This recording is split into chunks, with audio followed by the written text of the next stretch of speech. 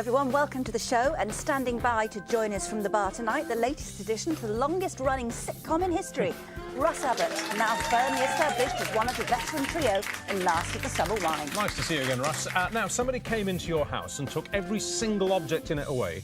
Would you remember everything that had gone? Well, that's the premise behind Mark Durden-Smith's new game show, Gutted, so we'll be giving him a memory test of his own soon. Who can forget one of the quirkiest housemates on Big Brother? Now Nikki Graham has written a book about her battle with anorexia, describing it as her own inner reality show. Tomorrow sees the keenly anticipated release of the new Star Trek movie. 3 devoted fans have watched it for us, and they present their reviews in fluent Klingon. And don't worry, we've got subtitles. And we've got more machine gun gags from tonight's comedian, Tim Vines, back from Australia and back in the bar. Good day, Tim. Good day, Tim. Good day. All right, after the break, brush up your Klingon. 3 devoted trekkers review the new Star Trek film in their alien language of choice.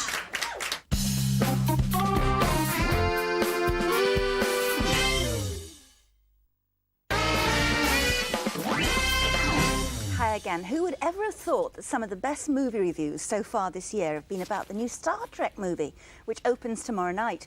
Critics have been falling over themselves to praise it as fresh, innovative, and get this, cool. Those 3 Trekkies there have had a special preview, and one of them will shortly give her verdict. Because it is a she. Fluent Klingon. Can I just say, though, having seen some of the clips, I think it does look cool. I think it looks really good. I think it looks muscular and robust. No, I'm just saying, I'm just adding my voice to the chorus of praise. Well, let's see it. Like, a quick look now at what all the fuss is about. Your father was captain of a starship for 12 minutes. He saved 800 lives, including yours. I dare you to do better. Enlist in Starfleet. I've been waiting for this day my whole life.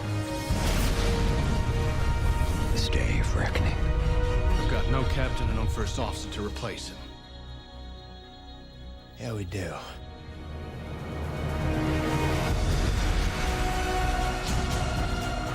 I hope you know what you're doing.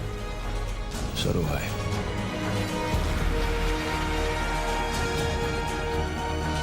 James T. Kirk was a great man, but that was another life. They're locking torpedoes. Emergency evasive! Fire everything!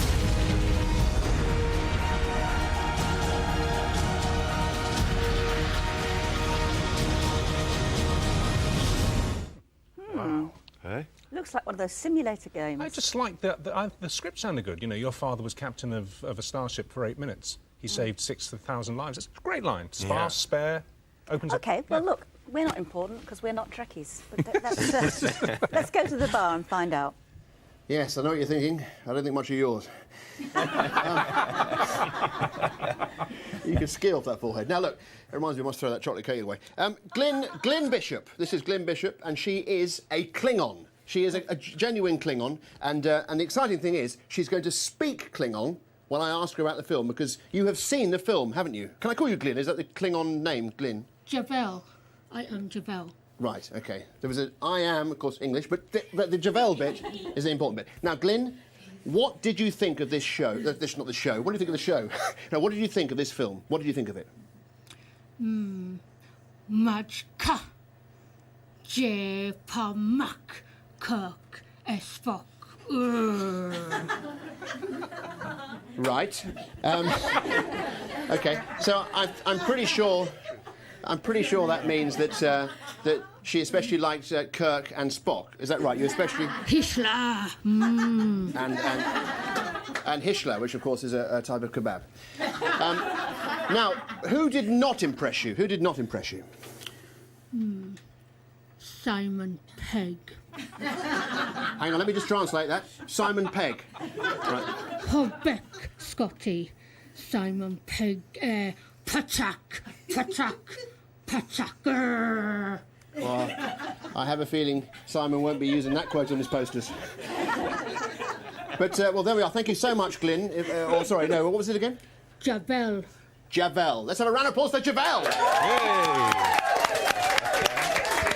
Which is French for bleach. Oh, we're going to see a clip now. We've seen one clip, but one clip's not enough for this audience. Let's have another clip of Star Trek the movie. Let's have a look at it.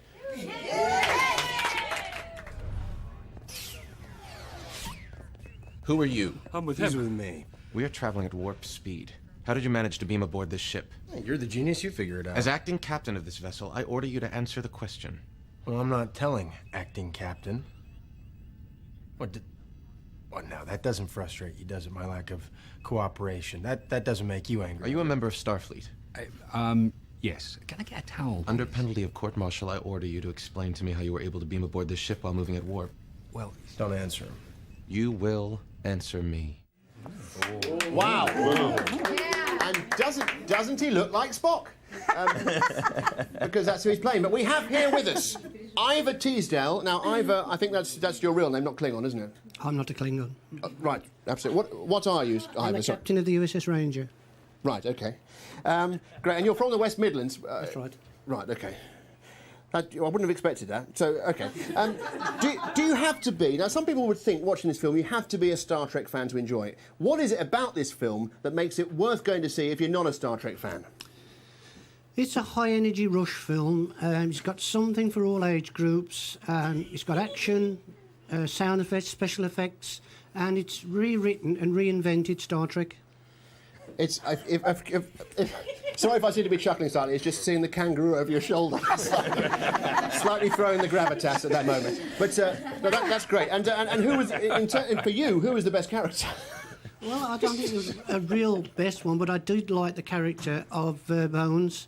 He did come over as the follow-on from the original series. He did come over as Old Bones. I'm glad you've mentioned Bones, because we have a clip of the new Bones. Look at this. I don't need a doctor, damn it, I am a doctor. You need to get back to your seat. I had one in the bathroom with no windows. I suffer from aviophobia. It means fear of dying. Sir, is for your something own that flies. safety, sit down, or else I'll make you sit down. Fine. Thank you. This is Captain Pike. We've been cleared for takeoff. I may throw up on you. I think these things are pretty safe. Don't pander to me, kid. One tiny crack in the hull and our blood boils in 13 seconds. Solar flare might crop up, cook us in our seats. And wait till you're sitting pretty with a case of Andorian shingles. See if you're still so relaxed when your eyeballs are bleeding. Space is disease and danger wrapped in darkness and silence. Not a bad film, but I didn't see the kangaroo in that clip. Now, over here we have Brian Herdman, and you are a graphic designer, aren't you? That's correct, yeah. I would do a joke about graphic designers, but I'll draw the line at that. Now, here's the question for you. Is this, Brian, as a Trekkie yourself, it's not a coincidence you're wearing that, is this the greatest Star Trek film ever? And if so, tell us why. It's definitely up there with the best, with the Wrath of Khan and First Contact, definitely. If it's got all refreshed, renewed, it's got all the action, like the effects, special effects, the cast brilliantly. It sounds like it's got everything. It literally has got even Khan, because wasn't he in Jungle Book? It's amazing. They're all in this film. It's worth going to see. Well, there you are. We've heard it from the Trekkies. Let's hear it for the Trekkies here. I think it would be improved with a kangaroo in it, personally. It'd certainly make you jump. Star Trek is released tomorrow night. I think it looks good.